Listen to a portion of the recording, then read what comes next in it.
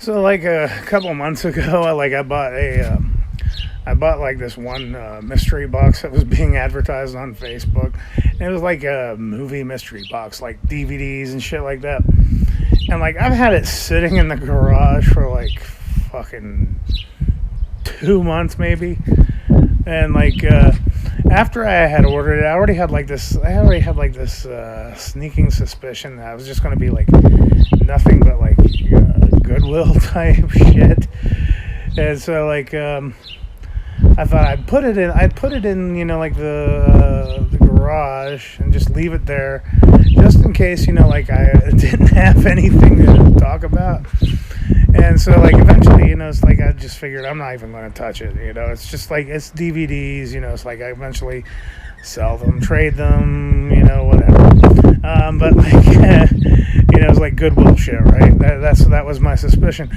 So like I go and I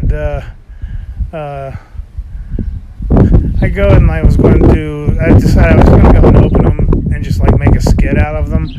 And like, here the dramatization, like it was absolutely correct. It was, it's like when you bought the box, you're allowed to like choose what genres you want, but somehow I ended up with like a bunch of like romantic comedy bullshit anyway.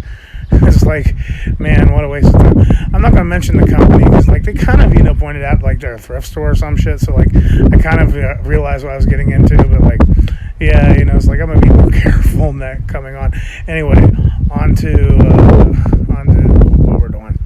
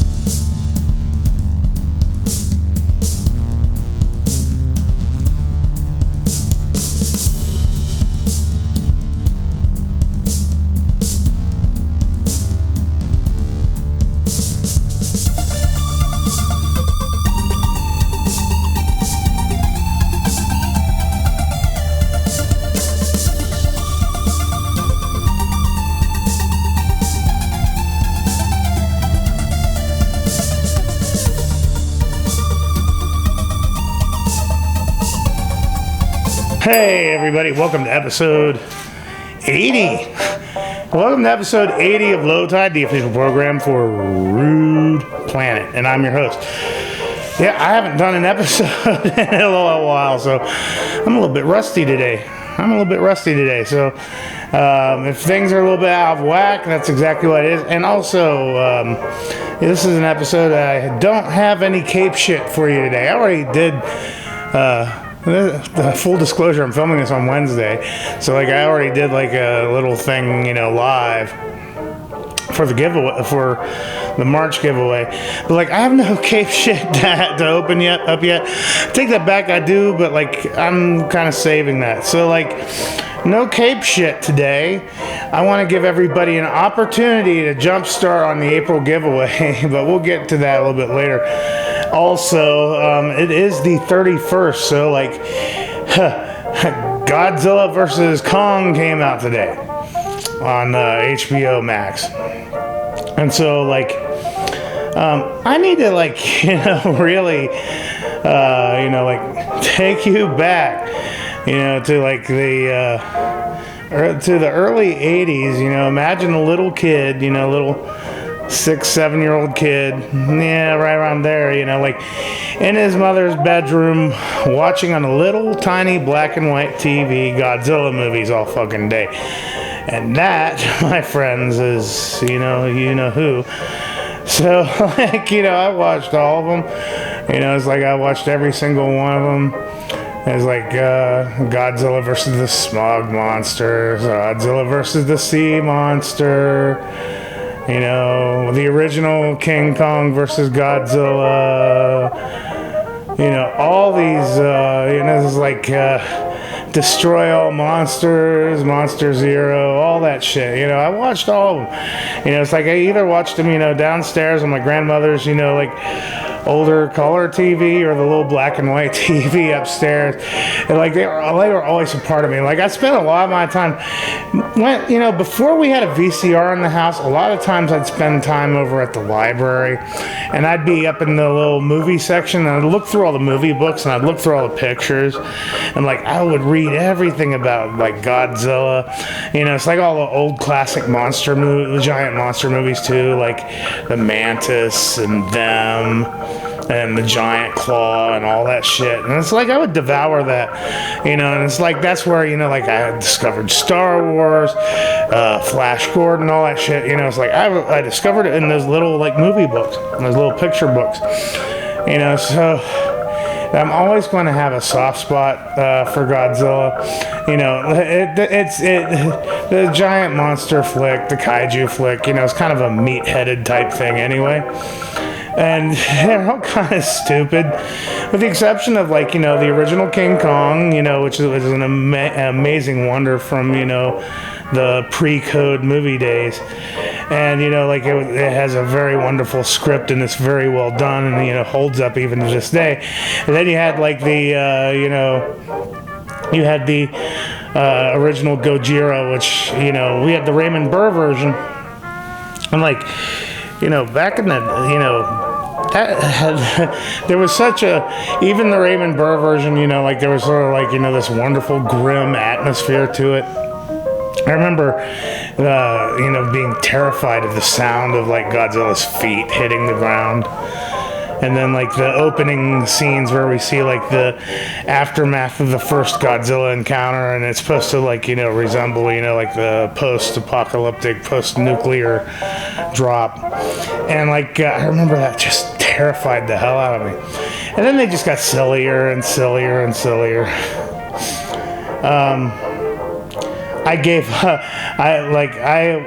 up almost completely on Godzilla after Final Wars. I gotta tell you, the original American Godzilla, I'm okay with. I didn't like it in fact, I hated it when it first came out. But like in retrospect, it is that like Hollywood. It is an encapsulation of like '90s Hollywood.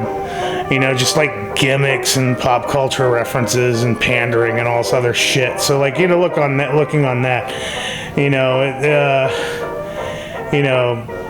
I kind of appreciate it now. But like, the Final Wars was sort of like the last straw for me. Everybody hyped it up. The director of that movie, I think he did that movie Virus, which was like a zombie action movie, which I hated. And I didn't really care for Final Wars. Everybody talked that one up, but I hated that. And Shin Godzilla, which was recently done in Japan. It was like the last Japanese Godzilla movie, was fantastic. It's probably like the best Godzilla movie since King of the Monsters back in the day. It's just, you know, a wonderful, wonderful piece of post-Fukushima satire. You know, it's just wonderful. So, American Godzilla has already been bad blood for me because, like, they canceled, you know, all the future Shin Godzilla movies and Toho plans for shared universe type stuff in favor of the legendary Fatzilla. You know, and it's like you got the original Godzilla King of the Monsters. I was talking about how, like, grim and wonderful it is. Now, like, every movie since then, you know, going through, like, what was it, the Showa era and all that, would just get kind of dumber and dumber as each one goes. So, like, the legendary Godzilla, the fat Godzilla, it seems to be following the path. You know, it's like they've gotten dumber and dumber and more meat-headed as it goes along. But I want to get into something here. If you pay attention to movie posters, you know, like movie posters, up until, you know, back, they used to be painted and all that stuff, and then, you know, in the 90s it became more like floating head type shit. And then, you know, it's like during the 2000s, everything became orange and teal. And, like, it's been talked about, you know, kind of extensively online of why movie posters all look the same. You know, like, here's a movie poster, and here's a movie poster, and here's a movie poster, and here's a movie poster, and here's a movie poster. You know, how, like, they all look the same. And, like one article, I think it was either The Wrap or Observe, I can't remember. I looked the shit up earlier tonight because, like, I was seeing these articles before, like, talked about how, like, orange and teal, you know, are like complementary colors on the color wheel. And so, like, they sort of, like, make each other pop. But, like, it, you know, it's like movie studios for, like, every movie does the exact same, you know, color grade. So, like, every poster looks exactly the fucking same. And, like, I bring this up because it's become a cliche. It's been something that, you know, people make fun of. And, like, the entire promotional materials for Godzilla since the Godzilla versus Kong, since, like, they first, you know, first started, you know, putting stuff out there, has this orange versus teal color grade. You know, it gets to the point where it's ridiculous. And, like, up until today, you know, like, I was following Dread Central on Facebook, and, like, Dread Central has been shilling the hell out of that movie. I don't want to say anything, I don't want to imply anything, because I don't want to get into libel, but, like, they've been shilling the hell out of that movie. Every little poster, every little trailer, you know, it's like the Japanese trailer, the Chinese trailer, the Spanish television, I don't know. They, like, every little detail of the movie has been spoiled through their headlines, and every single thing is that orange and teal bullshit. And I knew I was going to have trouble with this movie. The minute I saw the first promotional image and you got, like, Godzilla and King Kong, you know, like, fighting it out on a skyscraper, on a aircraft carrier. And it's like, how massive are these things? How that aircraft carrier is standing up? How does this make any sense? Is it a new, like, high-tech aircraft carrier? No, it's not. It's like, I already knew I was going to have beef, and there's no, you know, we don't have any more Shin Godzillas to come about. So, like, I already went into this thing kind of angry. But yeah, this may be the most meat-headed Godzilla yet. You know, even, like, you know, more meat-headed than, like, the son of Godzilla and all that stuff. It's so stupid. It's incoherent. This may have well been the first movie written in tongues, because everybody's speaking in gibberish. And at the same time, it's entertaining as hell. It is stupid as shit but it's also, if you can shut your brain off, it is entertaining as hell. You're going to be entertained by it, but it's stupid. It's incoherent and it's stupid. The special effects leave a lot to be desired. I'm not a gamer. I don't play a lot of video games. One of the reasons why I don't like playing video games is that it's like the whole uncanny valley thing. It's like I like the old retro games. It's like I like the old 8-bit games because you could see that they had to be creative within their limitations. Whereas once everything became 3D, it just sort of became ugly and ridiculous. And like that's what this looks like, is just a giant video game. And yeah, it gets into like some like conspiracy theory type stuff too, and like a lot of it feels like a conversation between Art Bell and Richard C. Hoagland. Yeah, the human characters, you don't really need any of them, with the exception of the little girl and the conspiracy theorist. The fight sequences, it's like you're doing this shit on a computer. It's like you're creating this stuff on a computer. So if like you're fucking this thing up, it's like that's all on you. So like the fight sequences are good, I guess. But like I gotta tell you, like there's sequences that take place during the Hollow Earth, which I found some of that kind of interesting. So like yeah, the reason why I'm not getting into the plot is because it's Godzilla versus Kong. And if you've been following websites like Dread Central or anything like that, you've had every little bit of detail from the movie spoiled for you anyway. I unfollowed Dread Central today. It's like if this is how these kind of websites have to survive now, is just keep posting endless amounts of clickbaity shit. I don't need that in my life. But yeah, I mean, like it's gotten worse than some of the shit you used to see on like Ain't It Cool News. So anyway, that is that. Is it a recommend for 44-year-old me? No. It's like I only reason why I'm watching it is because I knew that I was going to need an episode this Friday. Otherwise I would have probably caught it later on, and also because I have it for free now, because like I had bought a month of the Snyder Cut, so so there's that. It's fun. They get some real emotion out of Kong in the movie, and like they give him almost an Arthurian story arc. So like, it's got that going for it. Godzilla is a giant lizard, with he's a giant nuclear reactor. What can you do? But it's like yeah. I tell you what, if this movie was being watched by a little 7-year-old on a little tiny black and white TV, that little kid would think that this movie is their favorite movie.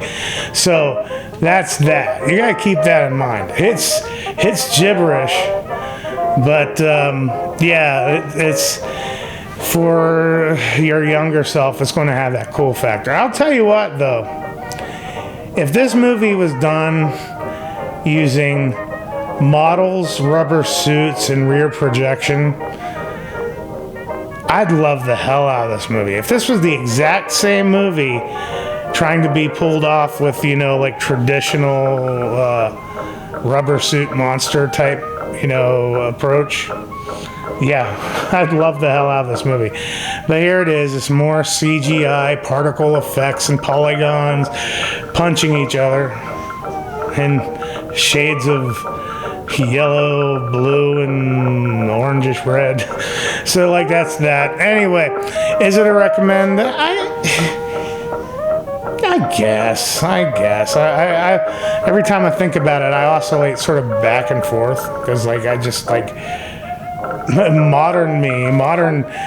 I went to film school and I deconstruct everything me, is like, wanting to tear the shit out of it. And a little kid me is like, yay, giant things punching shit each other. Yeah, so. But the movie starts out with, you know, Kong scratching his ass and taking a bath. So, you know, starts out the right way. What we need is a scene of Kong busting a deuce and, like, you know, flinging it at Godzilla. That would have, you know, like, really just, you know, set this movie apart. Because there's a lot of dumb shit here as it is. Anyway, that's that. So I hope this episode's short. You'll know if by looking at the time code whether it is or not. Anyway, so we made it through the March giveaway. April giveaway is live. For the April giveaway, we are giving away this.